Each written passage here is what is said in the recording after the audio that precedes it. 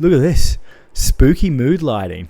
This is completely unintentional. This is the first time I've recorded at night in a very long time. But when you've got a 2-year-old, you got to do what you can. And this is maybe I should do all this. The film grain's working really well. This movie fucking infuriated me, and I hate talking bad about indie horror movies, especially an Aussie indie horror movie like this one is. But I felt like the reason I need to talk about it is because there are some genuinely great things in this movie. There are great horror scenes and great scares in this movie. It's the shit around those things that fucking infuriated me. There's a bit of James Wan about this one. There's a bit of like Evil Dead Rise about this one. It does those bits really well. So the people who made this, they know how to craft horror and scares. And I do think if they stick with it, they will go on to make good horror. But I got to tell you, the shit around the scares in this movie is fucking nonsensical, right? Like, it is... all the good stuff is just pulled down like crabs in a bucket by the plot and setup, and that fucking genuinely bummed me out. It really bummed me out because I wanted to like this one so bad. I wanted to like it so bad. But, as always, let's dive in, spoiler free. Welcome to SpookieKnights. Diabolic follows Elise, who is a painter who obviously has some sort of like PTSD, mental trauma. She seems to black out at certain points, and when she does, she feels this need to dig. Like, wherever she is, she dives down, she'll go into the backyard and just keep digging until her like fingers are fucking bleeding and mangled. That is a great setup, right? That is like right at the start of this movie. I was like, oh, we're in for something amazing here. This is so fucking interesting. Why is she doing that? She goes to a therapist, and the therapist explains that this is likely that she's blacked out some traumatic event from her time where she was in a fundamentalist Latter-day Saints, so Mormon, sect, right? Something bad happened and she's blocked it out, and that's why this is now coming out in blackouts.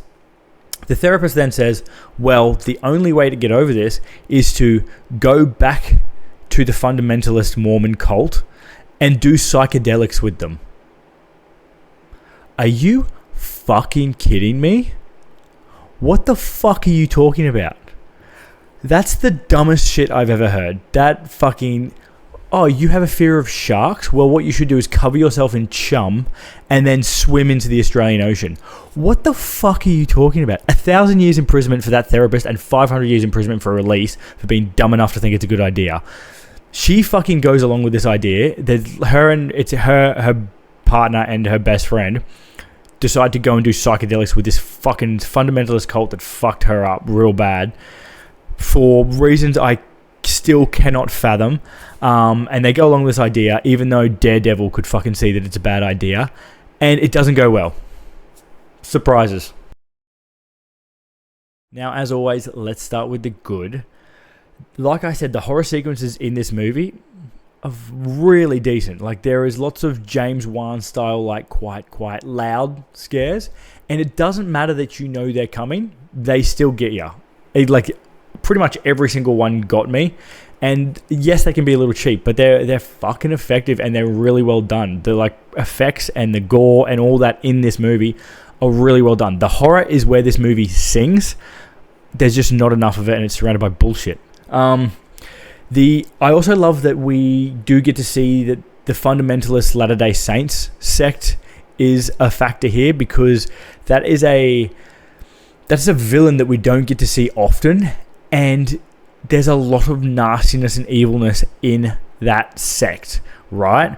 Like, that is a population of the world, the religious world, that doesn't get its due for the fucking evils that it has committed. So it's really nice to see them represented here, like the fundamentalist sect represented here. If you don't, like, Warren Jeffs, I think his name is, he's the leader. He's a fucking horrible bastard.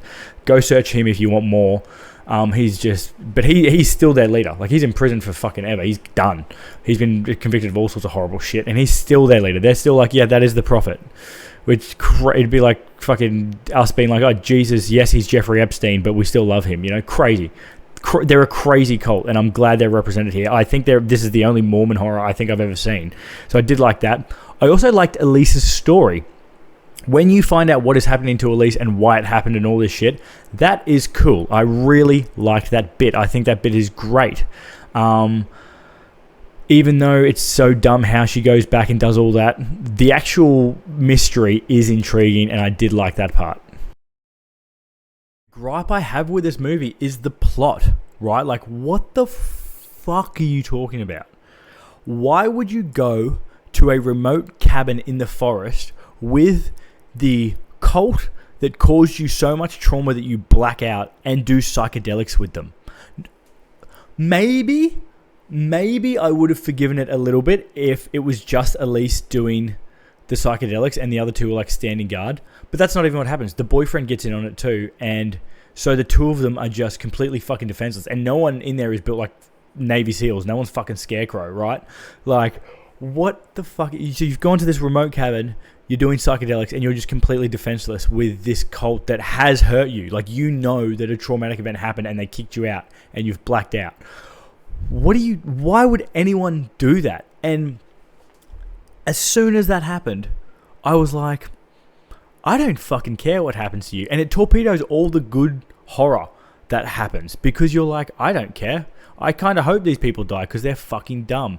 The global IQ will rise once these people are gone. That's how averages work. You like, it was just crazy. And then there is a character turn in this movie that didn't make any sense to me, but also the character chose the craziest time to do it.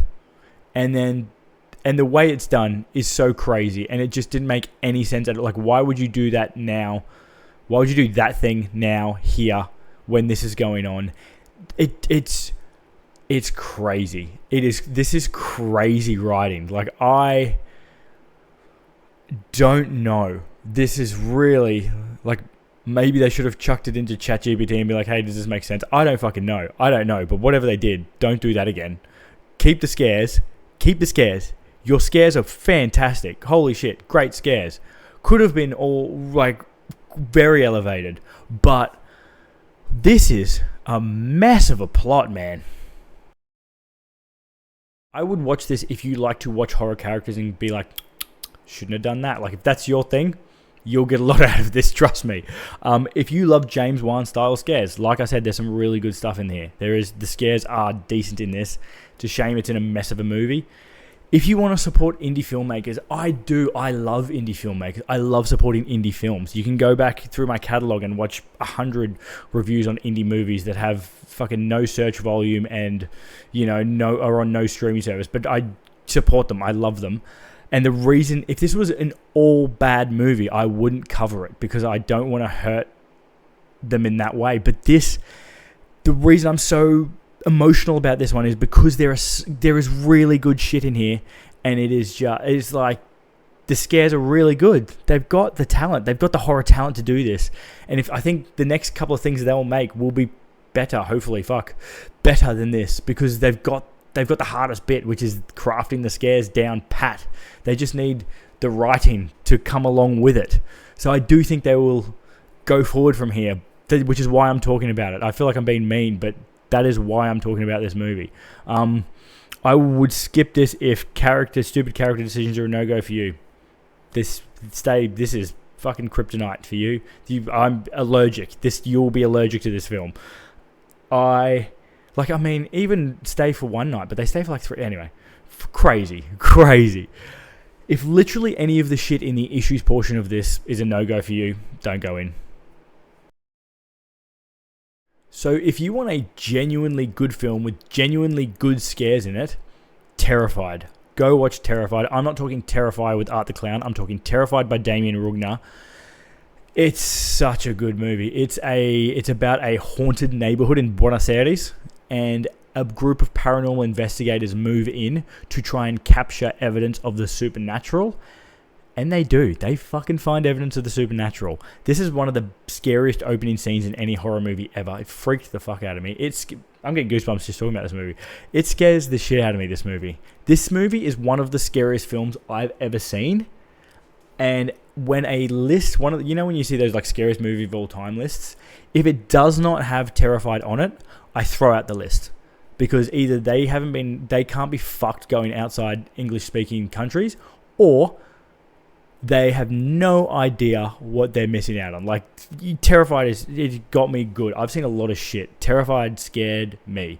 It's scary, and it does like those James Wan like creepy. There are some jump scares. There's some creeping terror. There's some found footage scares. Like he just runs the gambit of scares, and it's fucking wonderful. It's wonderful.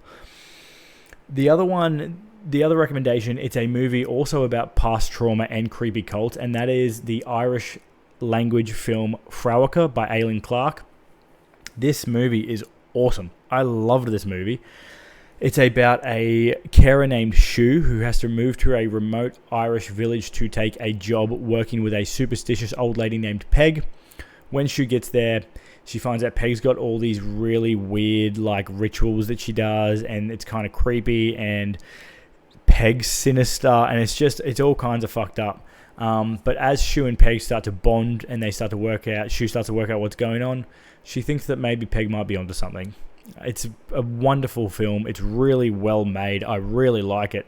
I hope it gets a lot of love. I hope it does well in the Chainsaw Awards or Dead Meat Awards or whatever this year, because I just love this film and I feel like it needs more love. It's fucking dope. And it's an Irish language film, which is dope as shit. It's so cool. I highly recommend Frauacha. But that is it. That is day 18 in the books. Let me know if you've seen this. If you have seen this, was I too mean on this movie? I'm not CinemaSins here. You know what I mean? Like, I don't like doing negative reviews of movies. If I don't think a movie's worth your time at all, I just won't cover it because I don't want to draw attention to it, because there's so much good shit out there. There's so much good horror out there. But I feel like I was really mean with this one, which sucks because it's an Aussie Indie gig, which I don't like, but they've got good bones. You know what I mean? Like, I feel like a real estate agent. It's got good bones. It's got good bones.